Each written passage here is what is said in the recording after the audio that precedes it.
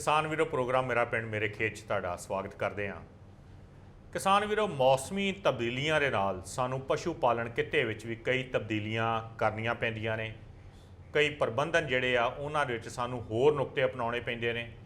ਜਿਵੇਂ ਬਰਸਾਤ ਦਾ ਮੌਸਮ ਜਿਹੜਾ ਹੈ ਉਹਦੇ ਵਿੱਚ ਵੀ ਸਾਨੂੰ ਵੇਖਣ ਦੀ ਲੋੜ ਪੈਂਦੀ ਹੈ ਕਿ ਅਸੀਂ ਪਸ਼ੂ ਪਾਲਣ ਕਿੱਤਿਆਂ ਵਿੱਚ ਕਿਹੜੇ-ਕਿਹੜੇ ਬਦਲਾਅ ਕਰਨੇ ਨੇ। ਤੇ ਉਹਨਾਂ 'ਚੋਂ ਇੱਕ ਬਦਲਾਅ ਹੈ ਜੇ ਸਾਡੇ ਪਸ਼ੂ ਨੂੰ ਕੋਈ ਜ਼ਖਮ ਹੈ ਜਾਂ ਕੋਈ ਇਹੋ ਜਿਹੀ ਸਮੱਸਿਆ ਜਿਹਦੇ ਨਾਲ ਉਹਨੂੰ ਜ਼ਖਮ ਹੋ ਚੁੱਕਾ ਹੈ ਤਾਂ ਉਦੋਂ ਸਾਨੂੰ ਇਹਨਾਂ ਜ਼ਖਮਾਂ ਦੀ ਕੋਈ ਆਪਰੇਸ਼ਨਾਂ ਰਾਹੀਂ ਜੇ ਕੋਈ ਜ਼ਖਮ ਹੋਇਆ ਹੈ ਤਾਂ ਉਹਨਾਂ ਦੀ ਸਾਂਭ ਸੰਭਾਲ ਕਿਵੇਂ ਕਰਨੀ ਹੈ। ਅਸੀਂ ਆਏ ਹਾਂ ਗੁਰੂ ਅੰਗਦ ਦੇਵ ਵੈਟਰਨਰੀ ਤੇ ਐਨੀਮਲ ਸਾਇੰਸ ਯੂਨੀਵਰਸਿਟੀ ਲੁਧਿਆਣਾ ਵਿਖੇ ਤੇ ਸਾਡੇ ਨਾਲ ਨੇ ਡਾਕਟਰ ਅਰੁਣ ਆਨੰਦ ਜੀ ਜਿਹੜੇ ਕਿ ਇੱਥੋਂ ਦੇ ਵੈਟਰਨਰੀ ਸਰਜਰੀ ਵਿਭਾਗ ਵਿਖੇ ਸੇਵਾਸ਼ੀਲ ਨੇ ਤੇ ਇਹੋ ਜਿਹੇ ਵਿਸ਼ੇ ਦੇ ਮਾਹਰ ਨੇ ਜਿਹਦੇ ਵਿੱਚ ਇਹ ਸਾਨੂੰ ਦੱਸ ਸਕਣਗੇ ਕਿ ਸਾਡੇ ਪਸ਼ੂ ਪਾਲ ਕੇ ਜਿਹੜੇ ਆ ਉਹ ਕਿਸ ਤਰੀਕੇ ਦੀ ਸਲਾਹ ਲੈਣ, ਕਿਸ ਤਰੀਕੇ ਨਾਲ ਇਹ ਚੀਜ਼ਾਂ ਦਾ ਪ੍ਰਬੰਧਨ ਕਰਨ। ਡਾਕਟਰ ਸਾਹਿਬ ਤੁਹਾਡਾ ਸਵਾਗਤ ਕਰਦੇ ਹਾਂ ਜੀ। ਡਾਕਟਰ ਅਰੁਣ ਆਨੰਦ ਜੀ ਵੇਖੋ ਜਦੋਂ ਪਸ਼ੂ ਪਾਲਣ ਦਾ ਕਿੱਤਾ ਜਿਹੜਾ ਕਰਨਾ ਪੈਂਦਾ ਹੈ ਤਾਂ ਹੁਣ ਸਾਨੂੰ ਬੜੀਆਂ ਜਿਹੜੀਆਂ ਬਾਰੀਕ ਮਹੀਨਤਾ ਨਾਲ ਗੱਲਾਂ ਦਾ ਵੀ ਖਿਆਲ ਰੱਖਣਾ ਪੈਂਦਾ ਅਤੇ ਉਹਨਾਂ 'ਚ ਕਈ ਵਾਰੀ ਦੇਖਦੇ ਕਿ ਸਾਡੇ ਕੋਲ ਜਿਹੜੇ ਆ ਉਹ ਕਿਸਾਨ ਵੀ ਆ ਕੇ ਕਹਿੰਦੇ ਆ ਕਿ ਸਾਡੇ ਪਸ਼ੂ ਦੇ ਜ਼ਖਮ ਦੇ ਵਿੱਚ ਜਿਹੜੀ ਆ ਉਹ ਪਸ ਪੈ ਗਈ ਜਾਂ ਕੋਈ ਇਨਫੈਕਸ਼ਨ ਹੋ ਗਈ, ਇਸ ਤਰੀਕੇ ਦੀਆਂ ਸਮੱਸਿਆਵਾਂ ਜਿਹੜੀਆਂ ਆਉਂਦੀਆਂ ਰਹਿੰਦੀਆਂ। ਉਸ ਪੱਖੋਂ ਜਿਹੜਾ ਬਰਸਾਤ ਦਾ ਮੌਸਮ ਆ ਇਹ ਜਿਹੜੇ ਪਸ਼ੂਆਂ ਦੇ ਜ਼ਖਮਾਂ ਸੰਬੰਧੀ ਉਹਦੀ ਕੀ ਤੁਸੀਂ ਜਿਹੜੀ ਮਹੱਤਤਾ ਸਮਝਦੇ ਜਾਂ ਕਿਸ ਤਰੀਕੇ ਨਾਲ ਉਹ ਜਿਹੜਾ ਵਾ ਇਹਨਾਂ ਦੇ ਵਾਸਤੇ ਜਿਹੜਾ ਉਹ ਅਸਰ ਪਾਉਂਦਾ ਹੈ? ਹਾਂਜੀ ਬਿਲਕੁਲ ਹਰਪ੍ਰੀਤ ਜੀ, ਜਦੋਂ ਵੀ ਬਰਸਾਤਾਂ ਦਾ ਮੌਸਮ ਆਉਂਦਾ ਹੈ ਤੇ ਅਕਸਰ ਹਿਊਮਿਡਿਟੀ ਜਿਹਨੂੰ ਆਪਾਂ ਮੋਇਸਚਰ ਵੀ ਬੋਲਦੇ ਆ ਉਹ ਕਾਫੀ ਜ਼ਿਆਦਾ ਵੱਧ ਜਾਂਦਾ ਹੈ ਜੀ। ਔਰ ਬਰਸਾਤਾਂ ਦੇ ਵਿੱਚ ਪਾਣੀ ਵੀ ਜ਼ਿਆਦਾ ਹੁੰਦਾ ਹੈ ਆਸੇ-ਪਾਸੇ, ਜਿੱਥੇ ਜਾਨਵਰਾਂ ਦੇ ਆਸੇ-ਪਾਸੇ ਉਹਦੇ ਨਾਲ। ਔਰ ਇੱਕ ਬਰਸਾਤਾਂ ਦੇ ਵਿੱਚ ਕੀੜੇ ਮਕੌੜਿਆਂ ਦਾ ਵੀ ਸੰਖਿਆ ਕਾਫੀ ਵੱਧ ਜਾਂਦੀ ਹੈ ਜੀ। ਔਰ ਉਹਨਾਂ ਦੇ ਵਿੱਚ ਮੱਛਰ ਵੀ ਆ ਜਾਂਦਾ ਹੈ, ਕੁਝ ਮੱਖੀਆਂ ਹਨ ਜਿਹੜੀਆਂ ਕੱਟਦੀਆਂ ਹਨ, ਵੱਢਦੀਆਂ ਹਨ ਜਾਨਵਰਾਂ ਨੂੰ। ਔਰ ਉਹ ਅਕਸਰ ਇਹ ਦੇਖਿਆ ਗਿਆ ਹੈ ਕਿ ਜਾਨਵਰ ਕਈ ਵਾਰੀ ਖਾਰਿਸ਼ ਕਰਨ ਲੱਗ ਪੈਂਦਾ, ਖੁਰ ਕਰਨ ਲੱਗ ਪੈਂਦਾ ਹੈ ਤਾਂ ਉਹ ਜਿਹੜੇ ਜ਼ਖਮ ਹੈ ਉਹ ਇਨਫੈਕਟ ਹੋ ਜਾਂਦੇ ਹਨ ਤੇ ਉਹਨਾਂ 'ਚ ਪੀਕ ਵੀ ਪੈ ਜਾਂਦੀ ਹੈ। ਸੋ ਇਸ ਕਰਕੇ ਇਹ ਦੇਖਿਆ ਗਿਆ ਹੈ ਕਿ ਬਰਸਾਤੀ ਮੌਸਮਾਂ ਦੇ ਵਿੱਚ ਇਹ ਜਿਹੜੇ ਜ਼ਖਮ ਹੈ ਉਹ ਜ਼ਿਆਦਾ ਵੱਧ ਜਾਂਦੇ ਔਰ ਇਹਨਾਂ ਵਿੱਚ ਇਨਫੈਕਸ਼ਨ ਵੀ ਜ਼ਿਆਦਾ ਹੋ ਜਾਂਦੀ ਹੈ। ਔਰ ਜਿਹੜੇ ਕੁਛ ਕੁ ਆਪਾਂ ਧਿਆਨ ਰੱਖਣ ਨਾਲ ਜਿਹਦੇ ਵਿੱਚ ਅਗਰ ਆਪਾਂ ਇਹੋ ਹੀ ਹਿਊਮਿਡਿਟੀ ਜਾਂ ਜਿਹਨੂੰ ਆਪਾਂ ਮੋਇਸਚਰ ਵੀ ਕਹਿੰਦੇ ਆ, ਇਹਨੂੰ ਆਪਾਂ ਥੋੜ੍ਹਾ ਜਿਹਾ ਆਪਣੇ ਫਾਰਮ ਦੇ ਵਿੱਚ ਜਾਂ ਆਪਾਂ ਜਾਨਵਰ ਦੇ ਆਸੇ-ਪਾਸੇ ਥੋੜ੍ਹਾ ਘਟਾ ਲਈਏ ਤਾਂ ਆਪਾਂ ਜ਼ਖਮ ਦਾ ਪ੍ਰਬੰਧ ਬੜਾ ਅੱਛੇ ਤਰੀਕੇ ਨਾਲ ਕਰ ਸਕਦੇ ਹਾਂ ਜੀ। ਯਾਨੀ ਡਾਕਟਰ ਅਰੁਣ ਜੀ ਵੇਖੋ ਨਮੀ ਤਾਂ ਆਪਾਂ ਸਮਝਦੇ ਹੀ ਹਾਂ ਕਿ ਜਦੋਂ ਹਵਾ ਦੇ ਵਿੱਚ ਨਮੀ ਜ਼ਿਆਦਾ ਹੈ ਤਾਂ ਉਦੋਂ ਪਸ਼ੂ ਦੇ ਸਰੀਰ ਨੇ ਵੀ ਉਹਨੂੰ ਜ਼ਿਆਦਾ ਖਿੱਚਣਾ ਆਪਣੇ ਵੱਲ ਤੇ ਉਹਦੇ ਨਾਲ ਇਹੋ ਜਿਹੀਆਂ ਸਮੱਸਿਆਵਾਂ ਜਿਹੜੀਆਂ ਆਉਂਦੀਆਂ। ਹੁਣ ਮੁੱਖ ਤੌਰ ਤੇ ਗੱਲ ਆ ਜਾਂਦੀ ਹੈ ਤੇ ਵੇਖੋ ਤੁਸੀਂ ਵੈਟਰਨਰੀ ਸਰਜਰੀ ਵਿਭਾਗ 'ਚ ਕੰਮ ਕਰਦੇ ਹੋ ਤੇ ਪਸ਼ੂਆਂ ਦੇ ਜ਼ਖਮਾਂ ਦੀ ਕੋਈ ਸ਼੍ਰੇਣੀ ਵੀ ਹੁੰਦੀ ਆ? ਹਾਂਜੀ। ਜਿਵੇਂ ਇੱਕ ਤੇ ਜਿਵੇਂ ਮੋਟੇ ਤੌਰ ਤੇ ਸਾਨੂੰ ਕਈ ਵਾਰੀ ਅੰਦਾਜ਼ਾ ਲੱਗਦਾ ਹੁੰਦਾ ਵੀ ਕਈ ਵਾਰੀ ਤੇ ਪਸ਼ੂ ਨੂੰ ਆਪ ਜ਼ਖਮ ਹੋ ਜਾਂਦਾ, ਕਦੇ ਡਿੱਗ ਪਿਆ ਕੋਈ ਇਹੋ ਜਿਹੀ ਗੱਲ ਹੋਈ ਤੇ ਕਈ ਵਾਰ ਤੁਸੀਂ ਜਿਵੇਂ ਇਲਾਜ ਕਰਨ ਦੇ ਵੇਲੇ ਉਦੋਂ ਵੀ ਕਦੇ ਚੀਰਾ ਲਾਉਣਾ ਪੈ ਜਾਂਦਾ। ਕੋਈ ਹੋਰ ਵੀ ਇਹਦੀ ਸ਼੍ਰੇਣੀ ਹੁੰਦੀ ਕਿ ਇਸ ਤਰੀਕੇ ਦੇ ਨਾਲ ਜਿਹੜਾ ਵੰਡ ਕਰਦੇ ਹੋ ਤੁਸੀਂ? ਹਾਂਜੀ, ਜ਼ਖਮ ਜਿਹੜੇ ਨਾ ਅਕਸਰ ਅਗਰ ਮੋਟੇ ਤੌਰ ਤੇ ਦੇਖਿਆ ਜਾਏ ਤਾਂ ਦੋ ਹਿੱਸਿਆਂ 'ਚ ਆਪਾਂ ਵੰਡ ਸਕਦੇ ਹਾਂ। ਇੱਕ ਹੈ ਜਿਹੜਾ ਜ਼ਖਮ ਜਿਹੜਾ ਹੈ ਉਹ ਆਪਣੇ ਆਪ ਜਾਨਵਰ ਨੂੰ ਕਿਸੇ ਸੱਟ ਰਾਹੀਂ ਲੱਗਿਆ ਹੈ ਜਾਂ ਜਾਨਵਰ ਨੇ ਖੁਦ ਹੀ ਕਿਤੇ ਰਗੜ ਕੇ ਜ਼ਖਮ ਬਣਾ ਲਿਆ ਹੈ ਜਾਂ ਕਿਤੇ ਐਕਸੀਡੈਂਟ ਹੋਇਆ ਤਾਂ ਜ਼ਖਮ ਹੋ ਗਿਆ ਹੈ, ਜਾਂ ਕੁਛ ਇੱਕ ਜ਼ਖਮ ਹੁੰਦਾ ਹੈ ਜਿਹੜਾ ਕਈ ਆਪਰੇਸ਼ਨ ਰਾਹੀਂ ਜਦੋਂ ਆਪਾਂ ਕੱਟ ਵੱਢ ਕਰਦੇ ਹਾਂ ਤਾਂ ਉਸ ਤੋਂ ਬਾਅਦ ਆਪਾਂ ਉੱਥੇ ਟਾਂਕੇ ਲਾਉਂਦੇ ਹਾਂ, ਉਹ ਇੱਕ ਜ਼ਖਮ ਹੁੰਦਾ ਹੈ। ਇਹ ਦੋਨਾਂ ਦੇ ਵਿੱਚ ਬਹੁਤ ਜ਼ਿਆਦਾ ਫਰਕ ਹੁੰਦਾ ਹੈ। ਜਿਹੜਾ ਜ਼ਖਮ ਜਿਹੜਾ ਹੈ ਉਹ ਕਿਤੇ ਐਕਸੀਡੈਂਟ ਰਾਹੀਂ ਜਾਂ ਦੂਸਰੇ ਤਰੀਕੇ ਨਾਲ ਲੱਗਿਆ ਹੈ ਤਾਂ ਉੱਥੇ ਇਨਫੈਕਸ਼ਨ ਹੋਣ ਦੇ ਚਾਂਸਿਸ ਬਹੁਤ ਜ਼ਿਆਦਾ ਹੁੰਦੇ ਹਨ। ਔਰ ਜਿਹੜਾ ਜ਼ਖਮ ਆਪਾਂ ਆਪਰੇਸ਼ਨ ਰਾਹੀਂ ਉਹ ਅਸੀਂ ਬੜੇ ਹੀ ਸਾਫ਼ ਸੁਥਰੇ ਵਾਤਾਵਰਨ ਦੇ ਵਿੱਚ ਆਪਰੇਸ਼ਨ ਕੀਤਾ ਹੁੰਦਾ ਹੈ ਤਾਂ ਉੱਥੇ ਜਿਹੜੇ ਹੈ ਇਨਫੈਕਸ਼ਨ ਜਾਂ ਪੀਕ ਪੈਣ ਦੇ ਚਾਂਸਿਸ ਬਹੁਤ ਘੱਟ ਜਾਂਦੇ ਹਨ।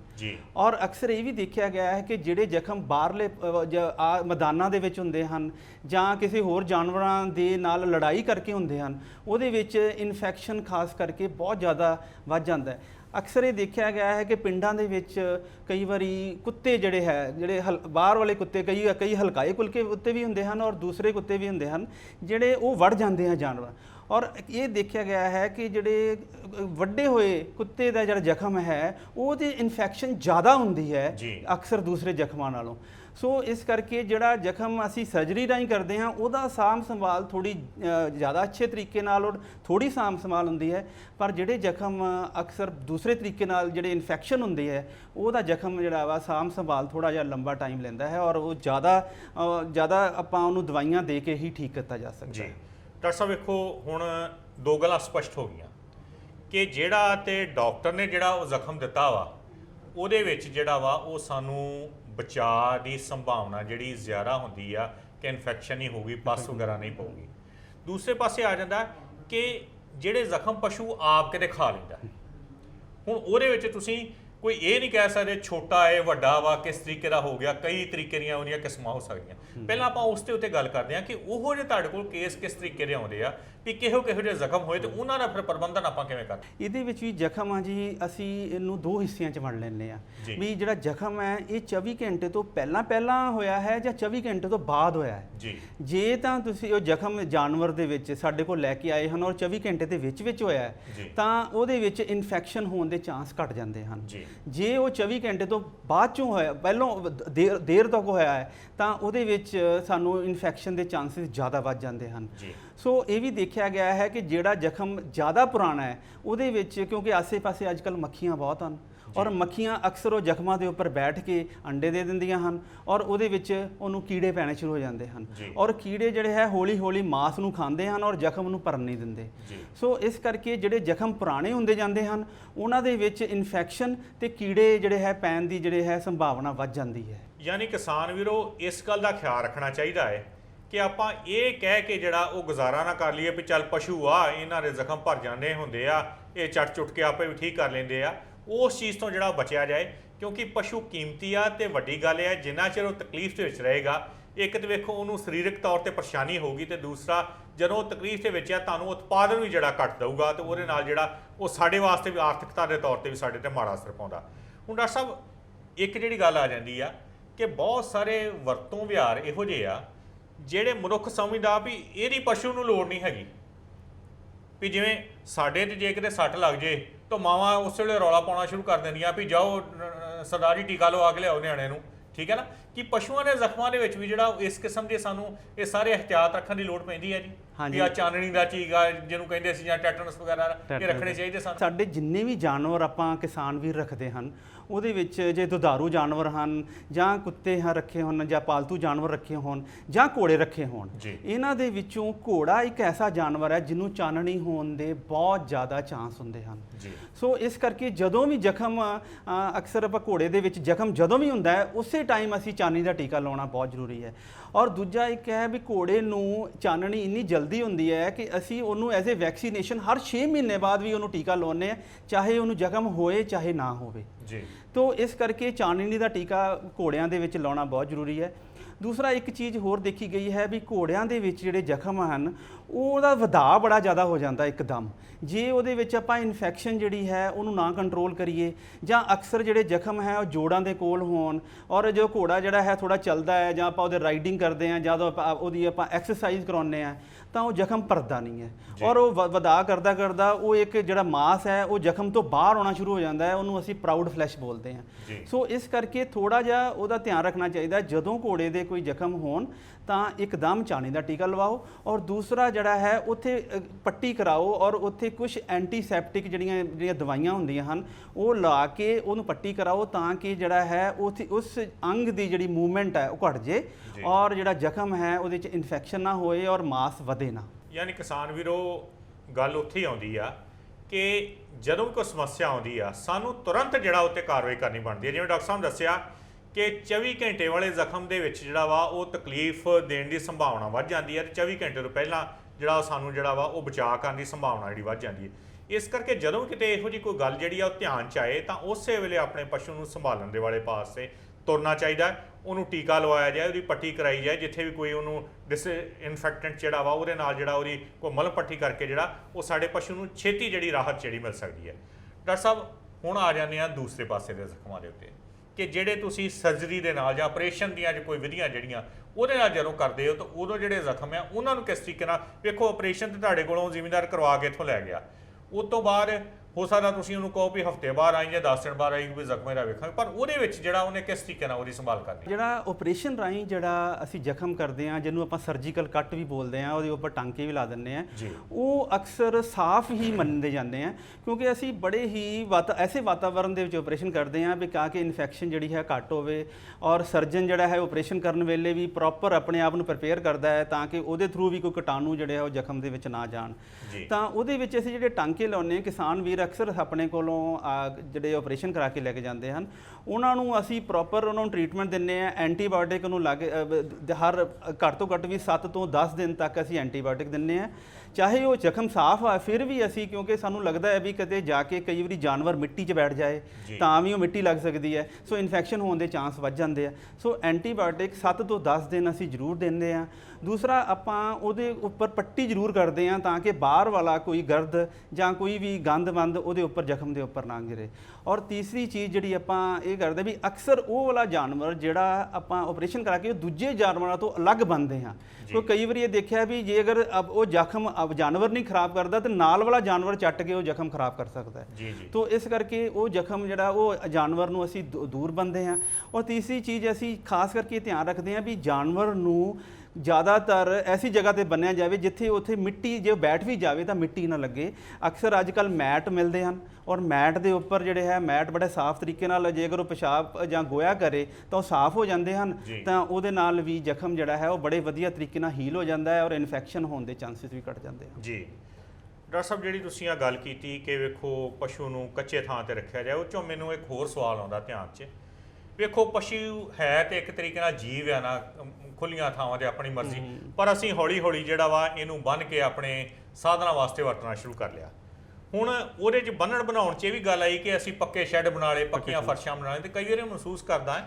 ਕਿ ਸਾਨੂੰ ਕਿਸਾਨ ਵੀਰ ਇਹੋ ਜਿਹੀਆਂ ਸਮੱਸਿਆਵਾਂ ਦੱਸਦੇ ਵੀ ਉਹਨਾਂ ਦੇ ਪਸ਼ੂਆਂ ਦੇ ਖੁਰਾਂ 'ਚ ਬਹੁਤ ਜਿਹੜੇ ਜ਼ਖਮ ਹੋਣ ਲੱਗ ਪਏ। ਹੁਣ ਖੁਰਾਂ ਦੇ ਜ਼ਖਮ ਨਾਲ ਉਹਨੂੰ ਲੰਗ ਦਾ ਵੀ ਸ਼ਿਕਾਰ ਹੋ ਸਕਦਾ ਵਾ, ਉਹਦੇ ਨਾਲ ਉਹਦੀ ਜਿਹੜੀ ਆ ਉਹ ਲੱਤ ਆ ਉਹ ਵੀ ਜਿਹੜੀ ਉਸ ਤਰੀਕੇ ਨਾਲ ਸਹੀ ਕੰਮ ਨਹੀਂ ਕਰ ਸਕਦੀ। ਕਿ ਇਹੋ ਜਿਹੜੇ ਜ਼ਖਮ ਉਹਦੇ ਪ੍ਰਤੀ ਵੀ ਸਾਨੂੰ ਜਿਹੜਾ ਵਾ ਕੋਈ ਵਿਸ਼ੇਸ਼ ਸਾਵਧਾਨੀਆਂ ਰੱਖਣ ਦੀ ਲੋੜ ਪੈਂਦੀ ਜੀ? ਹਾਂਜੀ ਹਰਪ੍ਰੀਤ ਜੀ, ਇਹ ਦੇਖਿਆ ਗਿਆ ਹੈ ਵੀ ਨਾ ਜਦੋਂ ਅਕਸਰ ਕਿਉਂਕਿ ਕਮਰਸ਼ੀਅਲ ਫਾਰਮਿੰਗ ਸ਼ੁਰੂ ਹੋ ਗਈ ਹੈ, ਡੇਅਰੀ ਫਾਰਮਿੰਗ, ਤਾਂ ਆਪਾਂ ਦੇਖਿਆ ਹੈ ਵੀ ਆਪਾਂ ਹੁਣ ਵੱਡੇ ਵੱਡੇ ਫਾਰਮ ਬਣਾ ਲਏ ਹਨ, ਉਹਦੇ ਵਿੱਚ ਪੱਕੇ ਫਰਸ਼ ਲਾ ਲਏ ਹਨ। ਔਰ ਪੱਕੇ ਫਰਸ਼ਾਂ ਦੇ ਨਾਲ ਪਰ ਇੱਕ ਚੀਜ਼ ਦਾ ਤੁਹਾਨੂੰ ਮੈਂ ਦੇਖਾਂ ਵੀ ਜੇ ਅਗਰ ਜਾਨਵਰ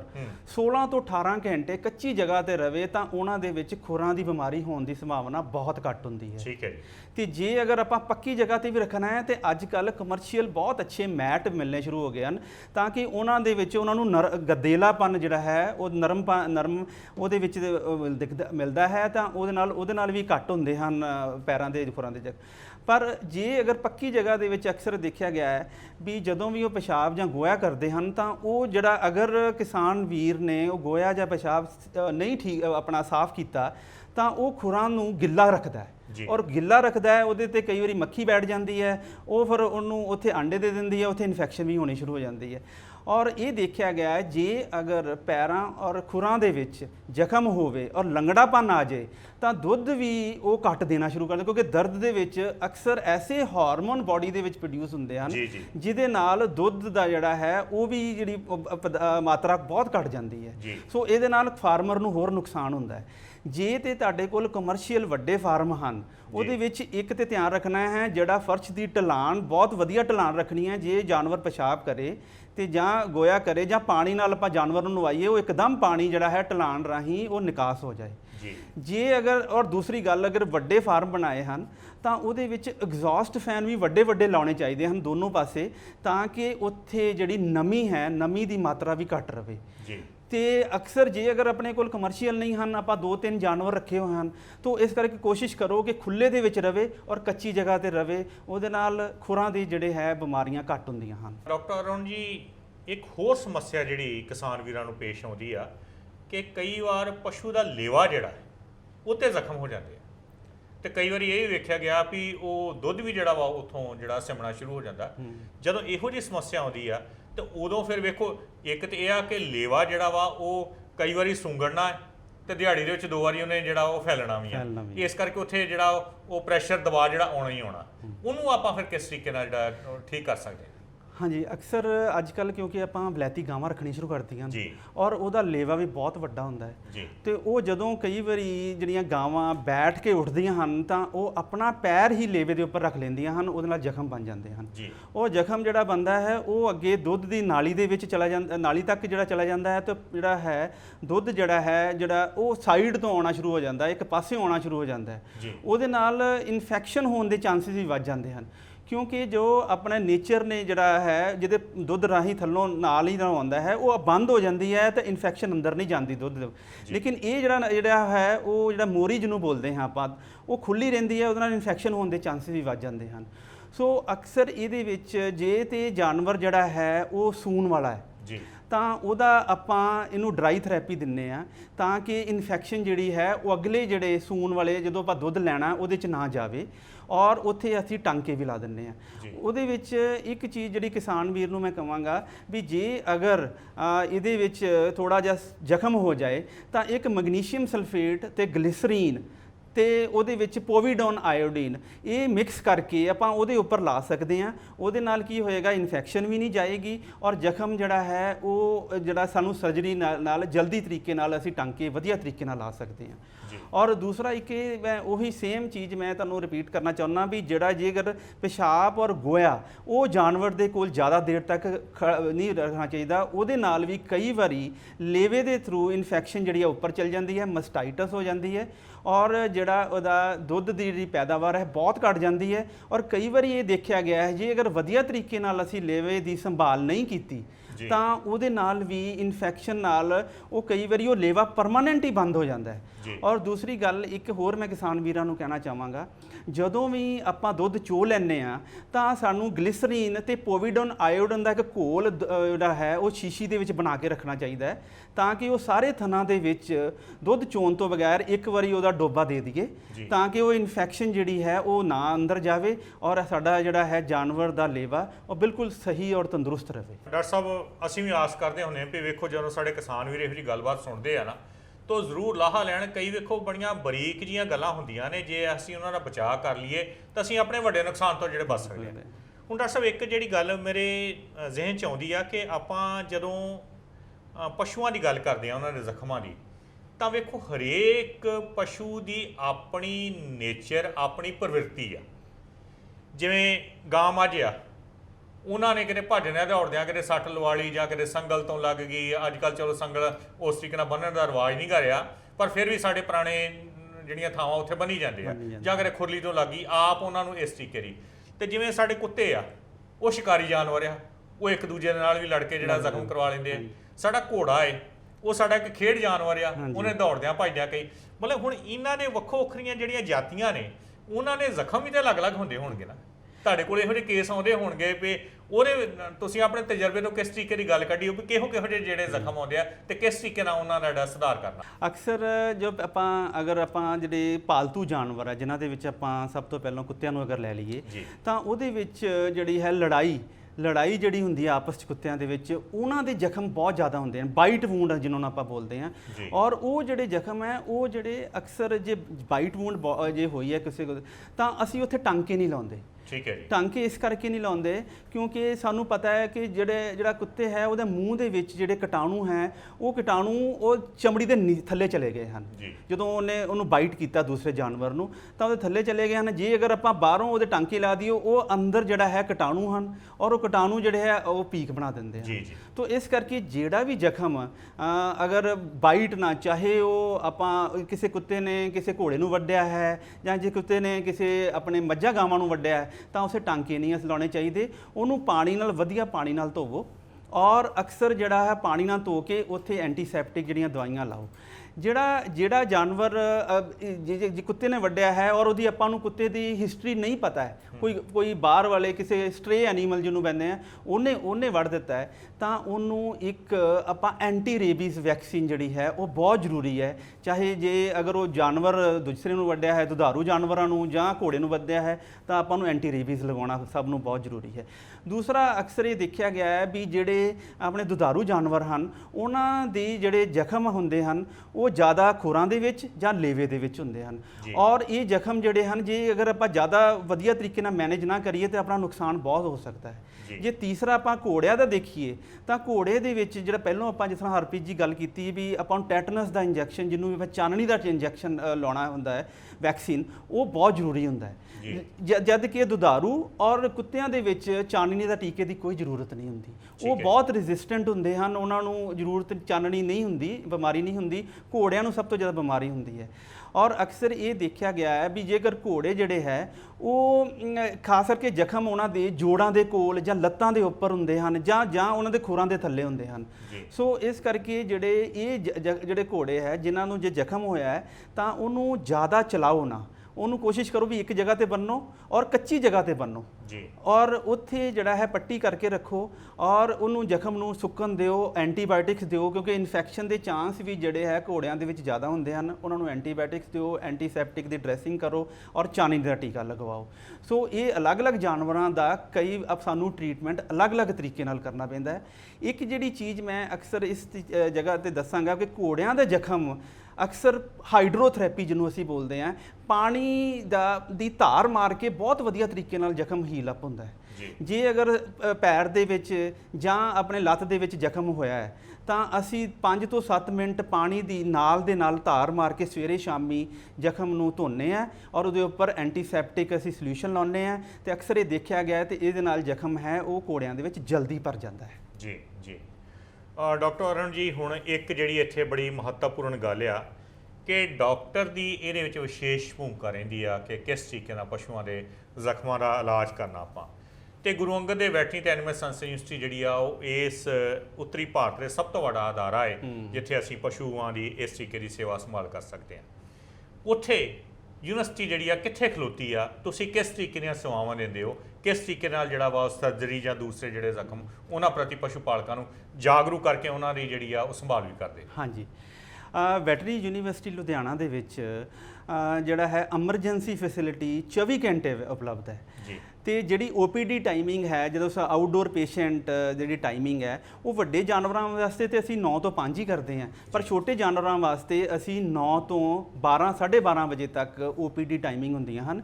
ਤੇ ਜੇ ਅਗਰ ਐਮਰਜੈਂਸੀ ਸਰਜਰੀ ਹੈ ਉਹ ਅਸੀਂ ਰਾਤ ਨੂੰ ਵੀ ਕਰਦੇ ਹਾਂ। ਜਿਸ ਤਰ੍ਹਾਂ ਐਮਰਜੈਂਸੀ ਸਰਜਰੀ ਅਸੀਂ ਜਿਸ ਤਰ੍ਹਾਂ ਹੁਣ ਪਿਸ਼ਾਬ ਦਾ ਬੰਨ ਪੈ ਜੇ ਕਿਸੇ ਵੀ ਜਾਨਵਰ, ਖਾਸ ਕਰਕੇ ਆਪਣੇ ਜਿਹੜੇ ਦੌੜਾਂ ਵਾਲੇ ਜਿਹੜੇ ਬਲਦ ਹੁੰਦੇ ਹਨ ਉਹਨਾਂ ਵਿੱਚ ਪਿਸ਼ਾਬ ਦਾ ਬੰਨ ਪੈ ਜਾਂਦਾ ਹੈ, ਉਹ ਇੱਕ ਐਮਰਜੈਂਸੀ ਹੈ। ਆਂਤੜੀਆਂ ਦਾ ਬੰਨ ਪੈ ਗਿਆ ਜਾਂ ਕੋਈ ਐਸਾ ਜ਼ਖਮ ਹੈ ਜਿਹਦੇ ਵਿੱਚ ਖੂਨ ਰਿਸੀ ਜਾ ਰਿਹਾ ਹੈ ਤਾਂ ਉਹ ਵੀ ਐਮਰਜੈਂਸੀ ਹੈ। ਜਾਂ ਕੋਈ ਫ੍ਰੈਕਚਰ ਹੋ ਗਿਆ ਤਾਂ ਪਰ ਉਹ ਫ੍ਰੈਕਚਰ ਜਿਹੜਾ ਉਹਨੂੰ ਆਪਾਂ ਐਮਰਜੈਂਸੀ ਟ੍ਰੀਟਮੈਂਟ ਨਹੀਂ ਲੇਕਿਨ ਫਸਟ ਏਡ ਜ਼ਰੂਰ ਦਿੰਦੇ ਹਾਂ। ਸੋ ਇਹੋ ਜਿਹੀਆਂ ਬਿਮਾਰੀਆਂ ਅਸੀਂ 24 ਘੰਟੇ ਜਿਹੜਾ ਸਾਡੇ ਕੋਲ ਅਵੇਲੇਬਲ ਹੈ।